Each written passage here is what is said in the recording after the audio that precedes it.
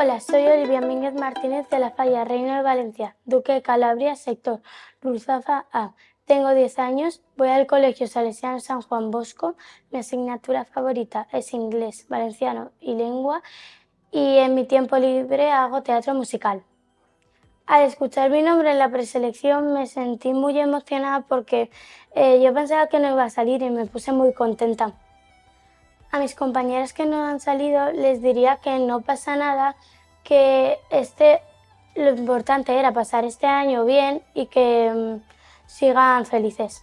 Los actos que más me gustan de las fallas son la presentación de mi falla porque ya me creo más que soy fallera mayor infantil de mi falla. Mis falleras mayores infantiles preferidas son Marina, Paula y Clara Parejo. Yo tengo que ser la fallera mayor infantil de Valencia porque, me haría ilusión representar a los niños de toda Valencia.